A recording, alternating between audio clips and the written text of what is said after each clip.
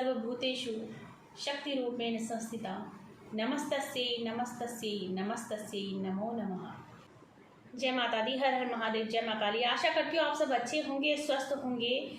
जितने भी सदस्य, जितने भी सब्सक्राइबर माँ के इस प्यारे चैनल से, माँ के प्यारे परिवार से जुड़े हैं, सभी के लिए माँ के चरणों में मेरी अरदास है कि सभी सुखी रहे, संपन्न रहे और स्वस्थ रहें।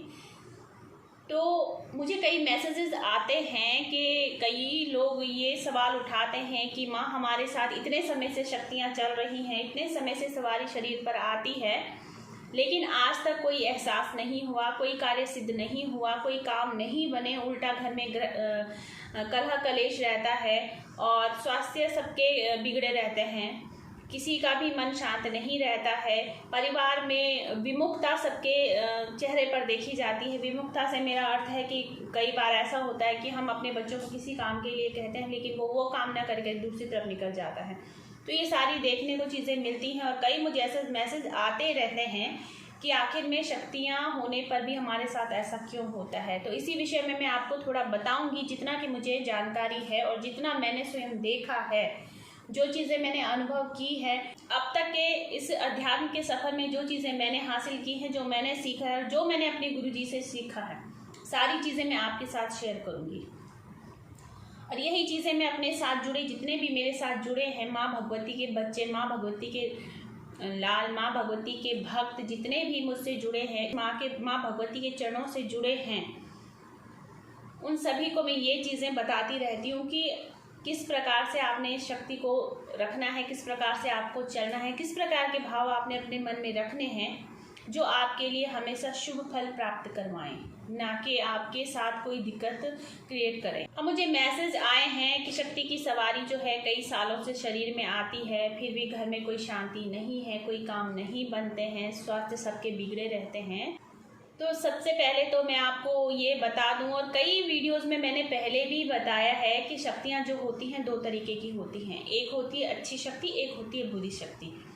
अच्छी शक्ति जो होती है वो होती है देव शक्ति, और बुरी शक्ति जो होती है वो होती है नकारात्मक शक्ति। ठीक है, नकारात्मक यानी कोई गलत चीज़ें जो चलते फिरते लग जाती हैं या किसी द्वारा लगा दी जाती हैं, या परिवार में पीढ़ियों से परेशानी कोई ऐसी चली आ रही है। सबसे पहले तो इन शक्तियों को पहचानना बहुत ही ज़रूरी होता है, क्योंकि कई बार ऐसा होता है केवल सिर घुमाने से ही शक्तियाँ, ये नहीं बोल सकते हम कि कोई देव शक्ति आपके शरीर में आ रही है। सिर दोनों ही शक्तियाँ घुमाती हैं, नकारात्मक शक्ति भी सिर घुमाती है और सकारात्मक शक्ति भी सिर घुमाती है। इसी प्रकार से एक जैसी ही वो शरीर पर आती है, लेकिन कुछ भिन्नताएँ होती हैं जो हर किसी के बस की बात नहीं होती इन चीज़ों को पहचानना। इनको वही चीज़ जान सकता है, या तो कोई गद्दी वाला ही इन चीज़ों को बता सकता है, या तो आप स्वयं अगर जानना चाहते हैं तो मैं एक वीडियो बना दूंगी जिससे आप स्वयं से ही अनुभव कर सकते हैं, स्वयं से ही पता लगा सकते हैं कि आपके साथ जो शक्ति की ऊर्जा चल रही है वो सकारात्मक है या नकारात्मक है। तो इस पर मैं एक वीडियो जल्दी ही लेकर के आऊँगी।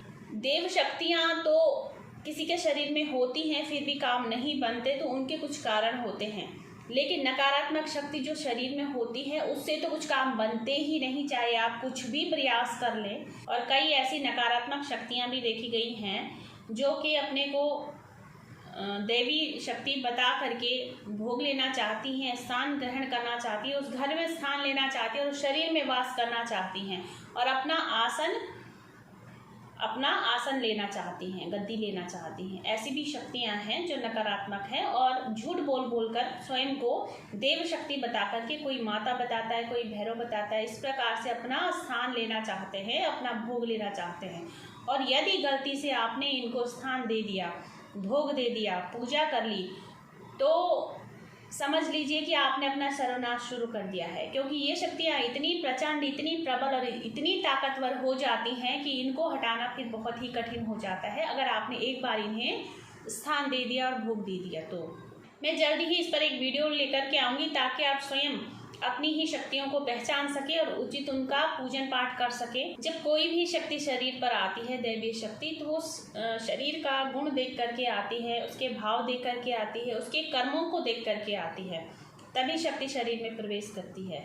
मगर अब शक्ति तो शरीर में आ गई, ऊर्जा तो शरीर में प्रवेश कर गई, लेकिन आपको ये पता ही नहीं है कि उस ऊर्जा को बरकरार कैसे रखना है, उसे अपने साथ बनाए कैसे रखना है, कैसे भोग देना है, कैसी पूजा करनी है, कैसे उसको मनाना है, कैसे उससे काम लेने हैं। आपको इस बारे में कुछ भी पता नहीं होता, जिस वजह से आपके पास शक्ति होते हुए भी आप परेशान रहते हैं। जब भी कोई दैवीय ऊर्जा सवारी के रूप में आपके शरीर को ग्रहण कर लेती है तो सबसे पहले आपको पहचानना बहुत ही जरूरी हो जाता है कि जो वो शक्ति है वो कौन से देवता की शक्ति है, क्योंकि हर देवता का अपना एक उचित दिन होता है, उचित समय होता है। तो सबसे पहले तो आपको उस देवी का, उस देवता का एक दिन निश्चित करना होता है जिस दिन आपको उसकी पूजा देनी होती है, भोग देना होता है, प्रसाद देना होता है। जैसे कि उदाहरण के लिए मैं आपको बता दूं कि जैसे शुक्रवार है, तो शुक्रवार वैसे सभी देवियों का दिन माना जाता है, लेकिन अगर आपके शरीर में माँ वैष्णो की कोई शक्ति ऊर्जा आ रही है, माँ दुर्गे की कोई ऊर्जा आ रही है, तो आपको शुक्रवार का दिन जो है वो निर्धारित करना होगा भोग देने के लिए। अष्टमी का दिन निर्धारित करना होगा भोग देने के लिए। और जैसे माँ काली की ऊर्जा अगर आपके शरीर में आती है तो आपको शनिवार या सप्तमी का दिन निर्धारित करना होता है भोग देने के लिए। भैरव की कोई ऊर्जा आ रही है तो उसमें भी शनिवार का ही दिन चलता है। तो इसमें आप मुझे याद दिला दीजिएगा, मैं ये जो टॉपिक हैं जो मैंने अभी कहा है इन पर मैं एक वीडियो जरूर बना दूंगी, जैसे कि कौन सी शक्ति का कौन सा दिन होता है, ताकि आपको आसानी हो भोग देने में भी।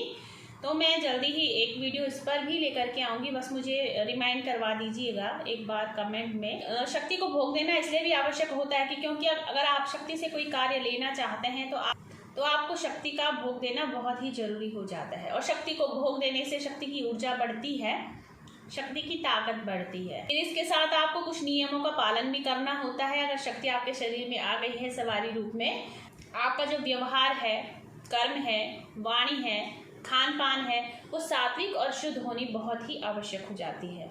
कुछ लोग शराब पीते हैं, मांस खाते हैं, जो कि आपकी जो शक्तियां शरीर में आ रही हैं उनको और भी विचलित कर देती हैं। ऐसा कार्य करना, इसलिए जिनके शरीर में शक्ति की कोई भी ऊर्जा आती है तो उन्हें ये चीज़ें बहुत ही सावधानी पूर्वक त्याग कर देनी चाहिए। इन चीज़ों का सेवन उन्हें नहीं करना चाहिए, क्योंकि इससे आपकी शक्ति जो है वो उग्र रूप लेना शुरू कर देती है, जिससे आपके सारे काम बिगड़ने भी शुरू हो जाते हैं। शक्ति को हमेशा ही सात्विक भोग पर ही चलाना चाहिए। तामसिक भोग कभी भी शक्ति को नहीं देना चाहिए, क्योंकि तामसिक भोग जो होता है वो हर शक्ति के लिए नहीं चलता, लेकिन हाँ कुछ शक्तियाँ ऐसी होती हैं जो तामसिक भोग पर चलती हैं। लेकिन मेरा मानना है कि तामसिक भोग उन्हें भी नहीं देना चाहिए, बल्कि उन्हें भाव से, अपने भाव से, अपनी पूजा से, अपनी साधना से, अपनी तप से, अपने मंत्र जापों से इतना प्रसन्न कर देना चाहिए कि वो तामसिक भोग की जगह आपका जो सात्विक भोग है, साधारण भोग है, उस पर भी प्रसन्न हो जाएं। यदि आप अपने शक्ति को, आपके शरीर में जो शक्ति आ रही है, यदि आप अपनी शक्ति को भाव से, पूजा से, अपने तप से, अपने जप से प्रसन्न रखेंगे, उनको अपनी तरफ आकर्षित रखेंगे, तो यदि आपसे कभी कोई गलती हो भी जाए, सात्विक भोग जो मैंने बताया है केवल सात्विक भोग वालों के लिए, यदि आपसे कोई गलती ऐसी हो भी जाए कि आपने किसी समय भोग देना भूल दिया है, तो आपकी जो ये गलती है ये माफ़ कर दी जाती है।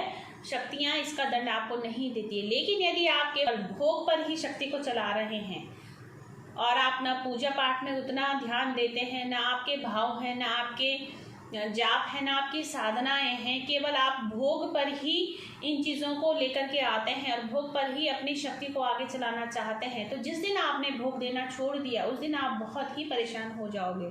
सबसे पहली बात यह है कि आपको अपनी शक्ति को भाव से प्रसन्न करना अनिवार्य हो जाता है।